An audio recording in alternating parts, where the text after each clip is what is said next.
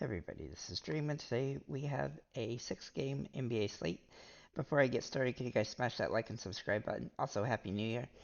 Should be a fun slate today. We have 6 games. Now, for some reason, DraftKings left off the latest game on on the day, so that's a little strange, but we get this 6 game straight slate here.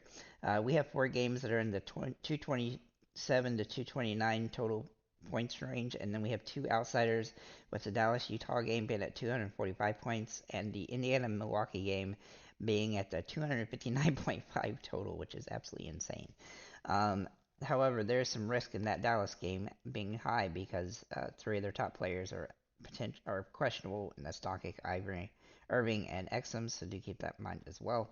Obviously, closer to the slate, we should get that information. However, that is one of the late games. That's the 9 o'clock game, one of the latest on the slate. So that does hurt the ability to get that information in time. Though the slate does start a little bit later at 7:30 today, so that's definitely a benefit for us from that perspective. Let's get into the injury report here. So for the Cavs, Mobley and Garland remain out. They've been out for a while. For the Raptors, R.J. Barrett and Quickly looks likely to play today. They got traded from the Knicks, so we'll have to wait and see how that kind of plays out. I'm glad that they're playing their first game against the Cavs, so that we don't feel like we have to push them in, even if one or two of them start. So we'll have to wait and see though what the situation there looks like. Looking at the Pistons, Stewart remains out for the Rockets. Smith is questionable. Eason is questionable, and Brooks is out. For the Pacers, they're at full strength. For the Bucks, Crowder is out. For the Hornets, Ball and Hayward remain out. For the Nuggets, Gordon is questionable, so he's potentially back today. For the Trailblazers, Sharp and Kamara are questionable, and Simmons and Aiton and Williams are out. If Sharp plays, that would definitely crimp into a little bit, but we'll have to wait and see about that. For the Suns, they're at full strength today. For the Mavs, Doncic, Irving, and Exum are all questionable, and for the Jazz, they're also at full strength today. So we have a pretty interesting slate. So let's go and get in our core plays here. So we have Bradley Beal and Giannis. So looking at Bradley Beal, he's only played 2 games since he's been back from his last injury. But in the second game, his minutes and usage spiked up, and he got a lot of good shots, and he scored pretty well. He didn't get a ton of per field points as assists and rebounds and stuff, but he does tend to get some assists when he does get a full complement of minutes. And if you look back throughout the season, he's only played a handful of games, but he's been pretty good, and his price is dirt cheap today for what he can do. I think he'll get over 30 fantasy points in this matchup here against Portland. So I think he's a viable option on the slate. He looks like he's really at full strength now and looks like he's in a good spot. So as long as he stays healthy, he should be a pretty good option at this price point. Looking at Giannis, he's going to have the best matchup opportunity that he's had since he played Indianapolis or Indiana the last time. And if we go back, he scored 57 and 95 fantasy points in those 2 games against them. His assist numbers have also risen the last week or two. He seems like he's a little bit more comfortable with Lillard as well, so that definitely helps. And he's been playing mostly over 30 minutes and sometimes into the 40 minutes lately, which hasn't been characteristic of him for most of his career. He tends to play a little bit less because he kind of spaces the game out, but he's been playing more and more, and you can see his numbers are definitely extremely high as a result. Obviously, his price is expensive, but he is a great play. In the 3 games against Indiana this season, he's averaged 74 fantasy points. That makes him very interesting on the slate. Looking at Sengun for Houston, he's played very well throughout the season, and he's been really good the last 4 games, being over 48 fantasy points in all, and 4 or 5. Um, he has a favorable situation here against Detroit, who hasn't been able to stop anybody. They finally got their first win in a bunch of games the last time out. His price has come up though, so to keep that in mind, so that does carry a little bit of risk, but he's still a favorable matchup and a great option on the slate.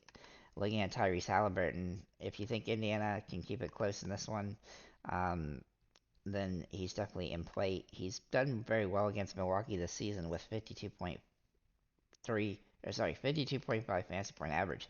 But the last game they played, he didn't play as well as it seems like that they got a little bit of a blown out in that one. So uh, if if they can keep it close, uh, then he should be good to go. Uh, I think that that's probably what will happen. He only scored 37 fantasy points in that one, but they lost by 14 points. So it's possible that he has an off game a little bit against Giannis, especially if Giannis guards him. But I expect this to be a pretty high scoring game, and he should be pretty favorable in this one. Then we'll look at Jalen Duren for Detroit. He's played very well with uh, Stewart out, and I look for that to continue here. His price has come up a little bit, but it's still pretty viable. He was very close to being a core play today. The only catch here, honestly, is the matchup, because sometimes Houston is pretty good at defense in the paint. But I do think he's a viable option on the slate and has some good upside in this matchup. Looking at Scotty Barnes, now he carries a lot of risk here going against Cleveland, and I typically have a rule that I don't use guys against Cleveland. However, his price is still pretty solid for what he's been doing lately, and with OG also gone, that should give him some potential. Though he kind of had a frustrating game against Detroit the last time out. Didn't shoot the ball as good as he had been. So do keep that in mind. If he has a bad shooting game, his fantasy production is pretty much limited to around 42 or 43 fantasy points, and he does need 45 to 5x today. His one game against Cleveland also was not particularly great, where he only scored 33 fantasy points. So to keep that in mind, he is capable, especially with the additions and stuff to his team. So he's definitely a riskier option. He's borderline a GPP only play. Looking at Jamal Murray, he's priced up a little bit, but he's played very well lately. With Gordon out, he also got a little bit of a boost, though it didn't really translate to much difference in his normal fantasy point per situation. Uh, with that said, he has played very well all season long, and as long as he's in the mix, he's going to have some upside. In his one game against Charlotte, he also scored 50 fantasy points, and there's really not much better of a matchup you can get for him than this one. So he looks like a really solid option on the slate.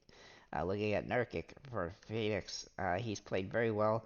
Granted, this team has had a very mixed, uh, you know, lineup for most of the season, but the last two games they played at full strength, and as you can see, he's been over 40 fantasy points in both those games.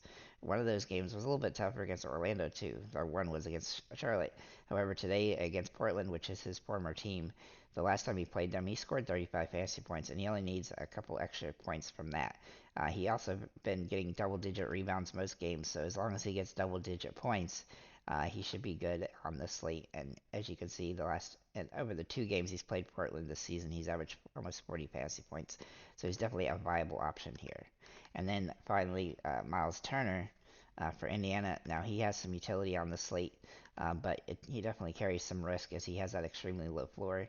He's very close to being a GPP only play, but he's had some good games lately, and so he's worth a look, especially in a fast-paced upside tempo game. If we look at his three games against Milwaukee this season, he's averaging 42 fantasy points in those. So he definitely carries some potential in this one. One of my GPP only plays today is Karis LeVert.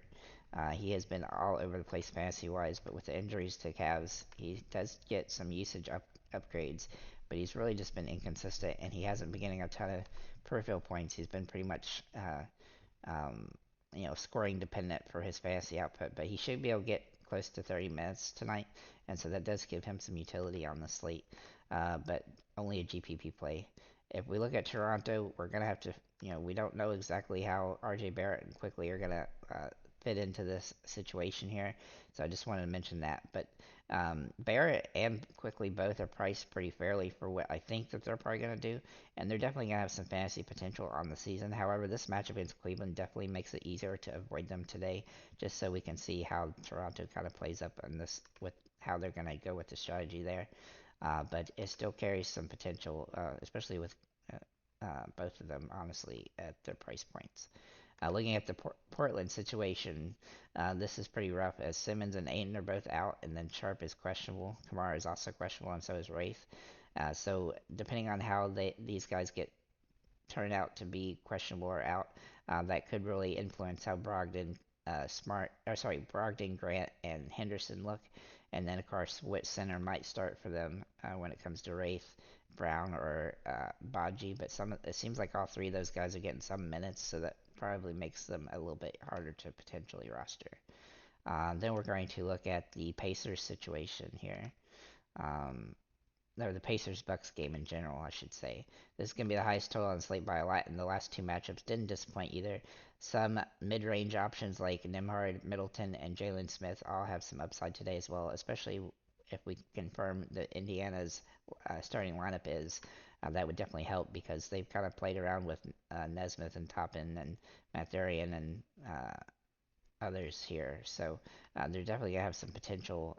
Buddy Hield, I think he hasn't started the last few games, so they've been playing with their lineup. So it depends on who they get in their lineups today and whether Brown plays. But which I don't, which I think he probably will, but he probably won't start. So it just depends on how they get their lineup set up. As for Milwaukee, the standard options are available, like Lillard, Middleton, and Lopez as well. So there's going to be a lot of potential from that game. Looking at other injury potentials, obviously for Charlotte, Rozier has played well. He is probable today, just keep that in mind. But he's played well with Ball out, and as long as Ball is out, even though his price is up a little bit, he's a viable option, though this matchup is not ideal. And then if we look at the Dallas Mavericks, this is going to be the big question of the day outside of the Portland game. With all these guys questionable, uh, obviously Tim Hardaway Jr. will get a nice boost if any of those guys miss. And then if all three of Doncic, Irving, and Exum miss, that would definitely push Hardaway to be a great play. But some other value plays like Josh Green and Derek Jones and Hardy would also have some utility. That said, some of these guys are in question, are potentially going to be traded to Toronto at some point for Siakam. So we'll have to wait and see when that might happen. But I know Hardy and Tim Hardaway Jr. are both potentially traded. So if that's the case, that could, depending on when that might happen, it could mess up today's slate as well. Looking at Toronto, you could also point out that Siakam could be on that bubble for that as well. So, with that said, guys, thank you for liking, commenting, subscribing. If you have any comments or questions, feel free to leave them below. And have a nice day, and have a happy new year.